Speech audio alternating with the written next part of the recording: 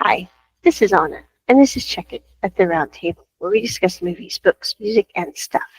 Today we are discussing ThamePo episode 12, with the breakup of Thame and Poe in particular being of note in this podcast episode. So I was able to watch the episode 12 live stream. Yay, I'm so happy. Like, I am awake. I am cognizant. I'm not tired because I napped the afternoon before. Anna's been doing accounting classes late at night because I'm in Asia and my tutor's in the States. And like, I don't do 1 a.m. tutoring sessions well. I try, but I'm certainly feeling it this past week. I'm like, I napped. I was like, I'm going to nap because I have a tutoring session tonight and I also have ThamePo and I want to be cognizant for both. Those columns are calling. So anyway, I was awake. But after watching ThamePo episode 12, I was like, I had the grand discovery of ThamePo on Wattpad. At least two people have translated it into English. Now, I did buy the Thai novel. It's winging its way here from e-Thai CD. But I was so glad to be able to read the English translation before watching episode 12 because it really did help to calm my episodic nerves regarding this series. But after watching this episode, I think the interesting thing is I've seen a lot of comments this last week and also in the last 24 hours where people are really kind of hating on Poe. They're like, Poe, you jerk, you left him, you abandoned him, you. And I'm going, I was like on the threads for some videos for this last week, and then also I was watching some of IWriteWholeAssParagraphs YouTube channel. Name's weird, but channel's fabulous. Go check it out if you haven't. I'm just saying. But in the midst of all those comments, they're saying, Thame would never leave Poe, but Poe dumped Thame, basically. And I'm going, I do understand what people are saying, but I would also like to point out that in the end, Thame did leave Poe too, because he didn't go after him after that scene on the rooftop. So they both walked away as individuals. I'm going, they talked about it and then they separated. And that was heartbreaking, yes. But I'm going, I don't think we can sit there and say Thame didn't leave Poe, because when they broke up, Thame completely cut contact with Poe. They didn't see each other again, which to me means they both mutually broke up. Now, did Thame want to break up? No. Did Thame want to leave Poe? Goodness, no. But did he in the end leave Poe? He had his number switched. He became uncontactable. If that's not leaving someone, I really don't know what is. I'm just saying, I'm like, it's not just Poe that left Thame. Thame also left Poe. And I think it's also important to realize that when Thame broke up with Poe, when Thame and Poe broke up, let's put it that way, because it really was Poe that instigated that first, Thame had all his bandmates to go home to that could be there as a comfort, as a stay. When Poe broke up with Thame, he had literally no one to fall back on that he could have comfort him during that time. It was all alone. Now, I think that time really did help solidify Poe's independence, his ability to realize that he could handle things on his own, to order his own single sandwich on it. Things like that are important milestones for Poe. So I'm not denying that at all. I'm simply saying it's not a one-way street on this deal. Now, I will say that when most people break up, they don't really stay in contact. I don't think that's necessarily a bad thing, but I do think it's a little sad that people can't stay in connection with someone who they deeply cared about. And some would argue, like with Thame and Poe, they're like, well, they only had like 3 actual dates. Does it really matter? Is their relationship really that strong? But to me, I don't think it's really about length of time for Thame and Poe. The two had known each other for quite a while during the bringing together of the band. They had a very strong emotional connection. In many ways, I think it's interesting because it's almost as if we're seeing, I'm not saying Thame is a demisexual character, but I am certainly saying he certainly has the key points of someone who would be a demisexual character. I'm like, Thame, I think, honestly believed he was a lifer in that. And then to have that all fall apart would be heartbreaking. The other thing that I think this episode really solidified is when they did have that breakup scene, it would have been 2 times as difficult for Thame because he thought Poe had seen his freaking letter. Poe had not seen his freaking letter. This is one reason why I'm going, if you want to tell someone something, do tell them to their face, or at least hand them the letter so that you know that they got it, because sticking it in a coat pocket and hoping it makes its way to them is a pipe dream sometimes. I'm like, Poe had no clue what Thame wrote in that freaking letter. If Poe had had a clue of what Thame wrote in that freaking letter, I'm not sure it would have made him not break up with Thame, but I think it would have made him less prone to breaking up with Thame. Because I'm going, he might have still looked at the situation and gone, I'm not worth it, Korea is. And I think that's the key point, is people are like, Poe's so unkind to Thame to do what he did. But I think it kind of goes back to a comment I saw a couple weeks ago where someone said, both Gam and Poe, for various reasons, split up with Pepper and Thame because they both cared so freaking much for these people, and they thought that their relationship with them was not worth it when considered with the fame, the power, the money that would come if they broke up with them and Pepper and Thame could do what they want. But I think the key point here is, if Poe had actually valued himself, as weird as that sounds, he would never in a million years have broken up with Thame. And also, I think that the crucial point, like I was going back in my mind to that scene with Thame at the table with the reporters, with Pepper, when Pepper breaks up and talks about it to the press.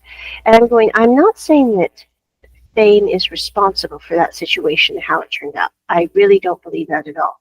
But what I am saying is, by Thame staying silent and going, okay, I guess Pepper can nix his relationship, I don't think that was a good message to send to Poe.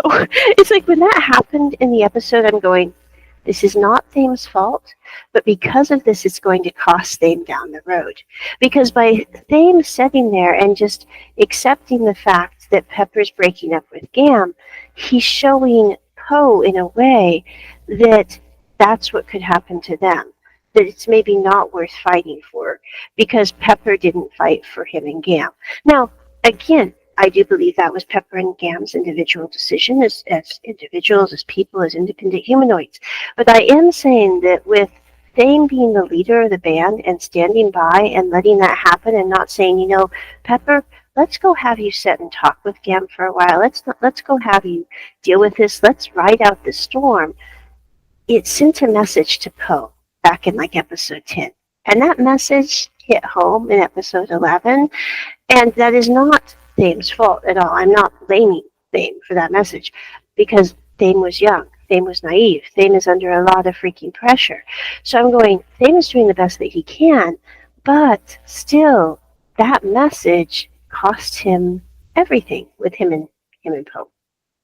Now, with Poe and Thame, I think that letter that Thame sent Poe is one of the most, I think, I'm trying to think how I'm going, I wouldn't say Thame as a character is really that amazing as a character in general. No offense to Thame, and no offense to William who plays Thame. I think he's a very sweet person in real life. Kudos, all that.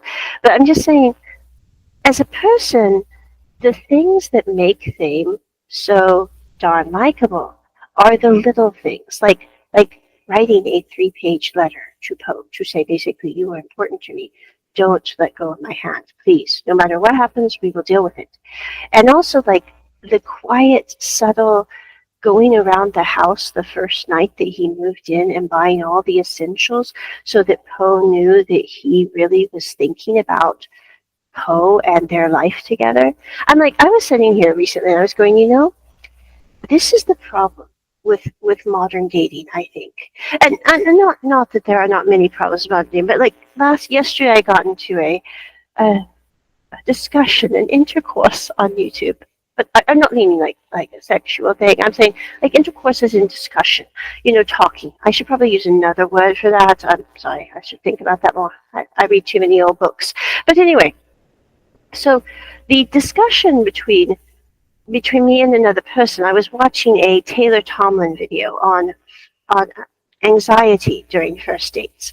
And Taylor Tomlin was talking about, she did a video recording, she put it up on the screen of a woman who was going on a first date, and the woman is having a panic attack, she's having trouble breathing, her best friend has to take her to the first date, and I'm like, I'm watching that and I'm going, this is why I live as a monk cats. I mean, I was sitting here recently and I'm actually going on the date this week, and I'm like, I can't believe it, but I actually am going on the date this weekend. I'm not sure how that's going to turn out. But I was sitting here going, I haven't gone on an actual date in 2 years for in-person because I really do dread dates. Now, that could be because Anna really doesn't date very much in general. I'm like, I haven't dated hardly anyone in my life, but when I have dated, it has been a very unpleasant situation, usually within date 2 to 3, or sometimes even one date. One date can be very unpleasant. So I'm like, I feel like dating is typically, it makes you feel like a hot stove when we're children. So like, when I look at dating, I'm going, if you touch a hot stove and you find out that it makes you uncomfortable and burns, you're probably not going to want to touch that freaking stove again, even when the stove is off, even when the stove is cool. Like, it just gives you the vibes of no touching. And so I was watching the Taylor Tomlinson video, and also Taylor talking about how this actually happened to her because of her anxiety and having a friend haul her to a first date. She's like, and I'm going, I think that really does happen far more than we would like to admit. And I post on there, I was like, I think that this is very emblematic of our generation and how we really do dread first dates, whether we're talking about as a man or as a woman, and how that makes us feel because of the uncertainty of it, and also our unpleasant experiences along the way that we've had that give us a bias of negativity toward first dates. And I had someone respond, and they were like, well, what gender is the date you are going on this weekend? I'm going, I sit there and I was like, I really don't see why the gender of a person matters on a first date. I mean, no offense at all, but I'm like, it's a person. I'm going, and I'm not telling a random stranger who I am or am not dating what gender of person I am dating. I'm like, that's no one's freaking business. And it really has nothing to do with my comment or with Taylor's video. So I posted back, I was like, I really fail to see the relevance of gender in regard to date anxiety. I was like, this has nothing to do with the topic at hand. No offense to you, good sir, or not good sir, whatever the case may be. I was like, it doesn't matter. And then I had someone post like a 3-paragraph comment under mine that was like, well, you just have unrealistic Disney-like expectations. And at that point, Anna fell out of the chair laughing because I was like, oh, I love it when people assume so wrongly about things. I'm going, my expectations on a first date is that the person doesn't say something that is extremely inappropriate, embarrassing, or politically insensitive. I'm like, that's my expectation. And my bar for this is very low. It's like, I don't want to be asked who I did or did not vote for.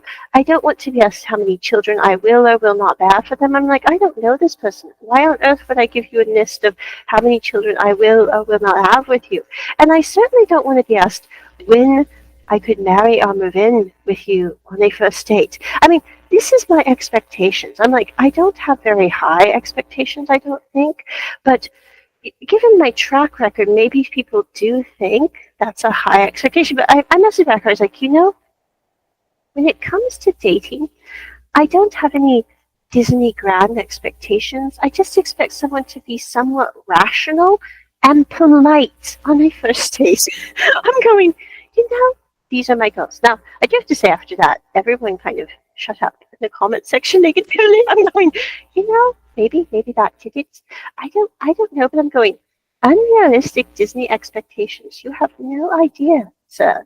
So anyway, but I'm just saying, with the relationship with Thame and Poe, the thing that I think is so endearing about their relationship is I'm like, it's the quietness of their relationship. It's the, instead of going out on a date to a fancy restaurant, they're going to the grocery store, and Thame is picking things that he wants to make salad and steak for Poe, or they are wearing face masks and just comfortably settled on the sofa, or Thame is, sitting there helping him with the computer, looking over his shoulder, going, "Good job, Poe, you're doing awesome."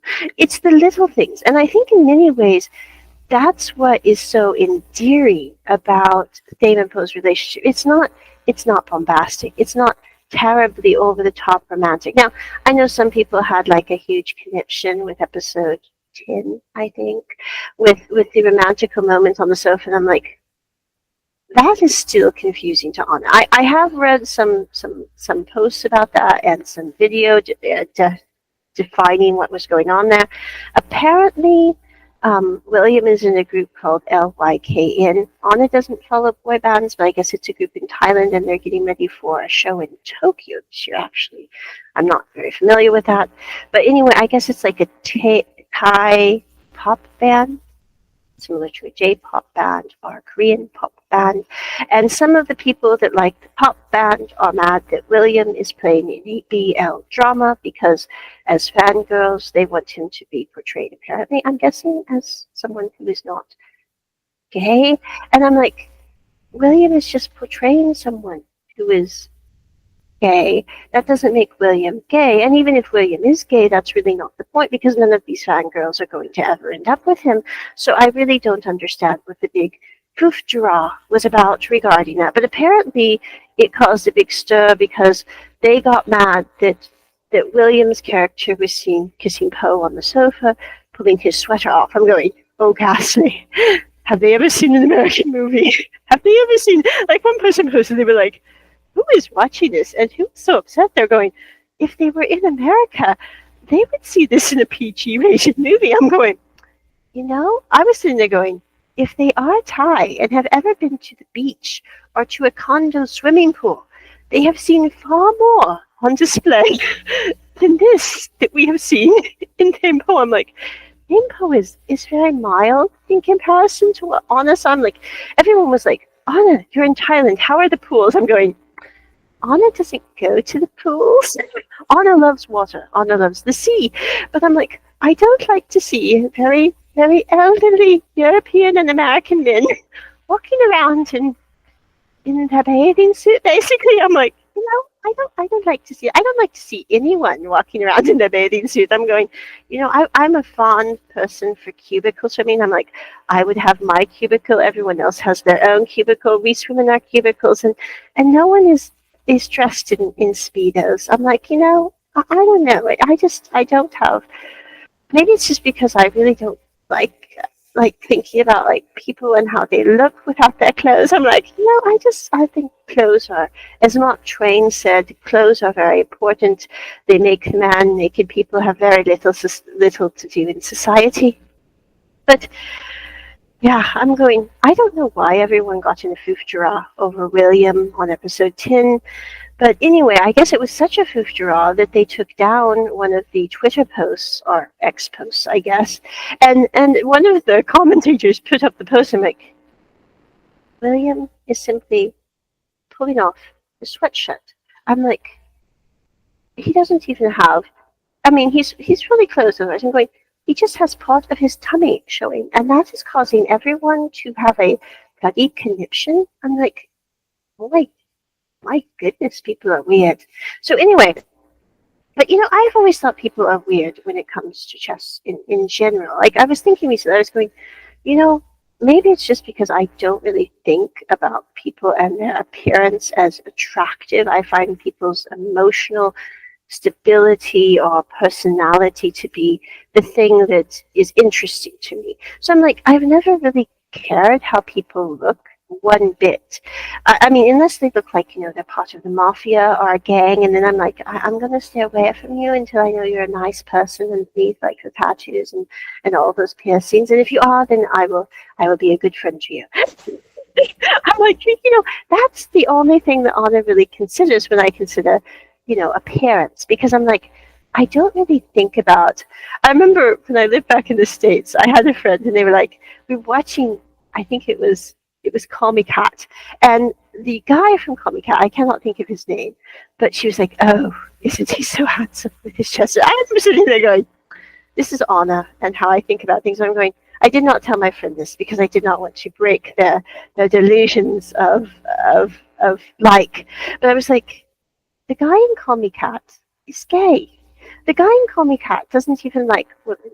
And even if he liked women, he lives in California where he would never meet you. And I was just sitting there very puzzled going, why would we fall in like with someone's chest?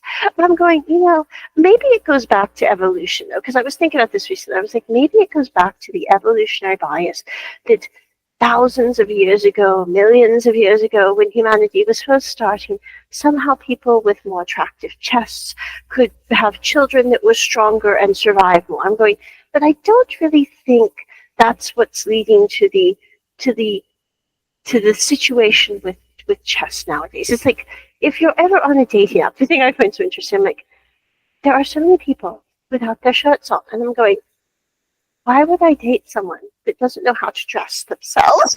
That's weird. I'm going, you're 30 something. If you don't know how to put on a shirt, how do I know you're going to be able to put on shoes and actually go out for a walk? I'm like, I don't have the time or the energy to spend trying to dress people.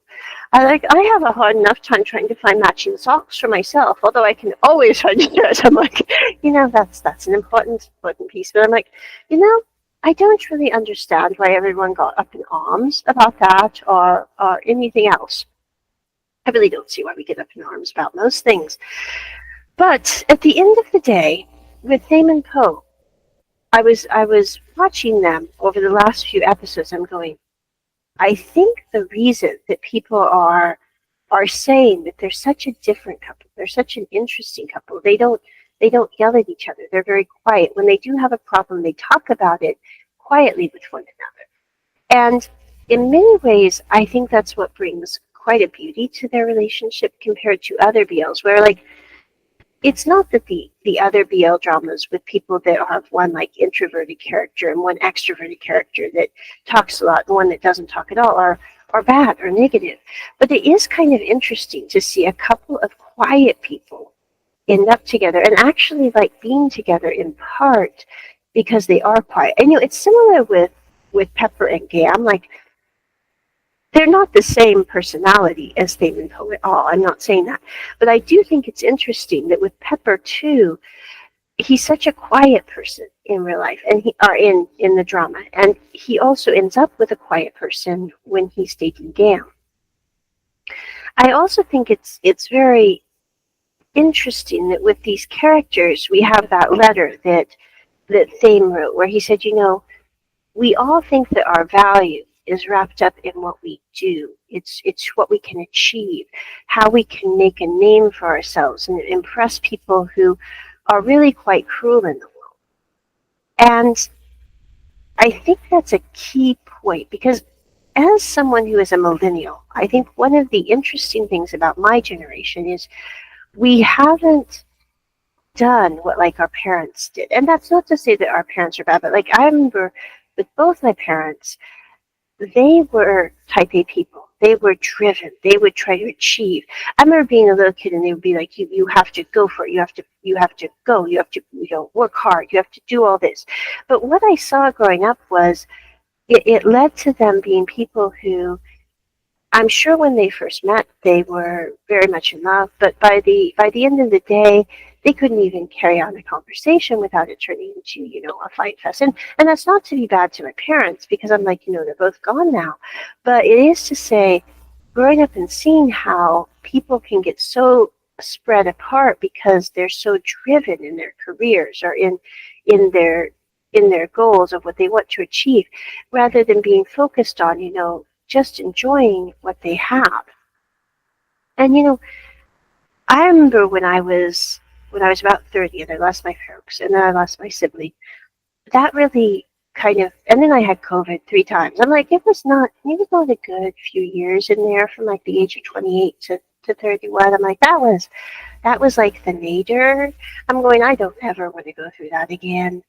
But the thing that really solidified for me is it's like I always had thought I've always been a person that's like I have an intention and I go toward that goal, and I don't really deviate from that intention. But when all that fell apart, I realized, it's not really about getting everything done. Now, of course, I did get pretty much everything done that I needed to get done during the years that happened after that. I mean, I kept my job. I did a pretty good job at that job. I decided to quit that job and go to teaching English full time because I found it was way more funsy. I I decided to move overseas, and it's been a bit chaotic and interesting, but it's all worked out. I decided to go back to college, and I'm like, that took a lot longer than I thought it would, but la-di-da, at the end of this year I will have my degree. I'm like, I did get everything done. I just didn't get it done in the time frame I thought it would get done. And there's been some things that I'm like, they did not work out. It's like, it's not that they turned bad. It's not that anything was a disaster. It's just like it didn't become as successful as I thought it would be, and that's okay. Because it's not really about success. It's about sitting there and going, how are we to the people we care about, both past, present, and future? And I think that's very interesting that with Thame's letter, he said, you were the one that helped me to slow down. And I remember being a child, and I'd have people come up to me and they would go, what do you want to do when you grow up? And I remember looking at them and going, it's not really important what I want to do. It's important who I want to be as a person, as an individual. And I'm working on being. And that really got the looks. I'm like, I was considered very odd. But I still think at the end of the day, that's what matters. It's who are we as people? Who are we to the people we care about? Do we have that under control? Because that is really the epitome of success. It's like with Thame, he's like, we are together as a band. We are together as a couple. I'm not going to lose either one of you if I can help it in any way. So let's make this work. Things are not maybe going to be easy. Things could be difficult. Things could be trouble. But let's find a way to make it work. And I think that spirit is something that is becoming more appreciated in this generation than it has in past. Like, I think in many ways that's why a lot of people who are millennials are still not married. They still haven't got their kids. They still haven't, bought the house and had the picket fence. And people are like, oh, isn't that sad? And I'm going, I don't think it's really a sad thing. Now, it can be sad if the reasons for that are the fact that the economy sucks and they have a load of school debt and they can't get married because they can't find the person who is the person for them. I mean, that's very sad.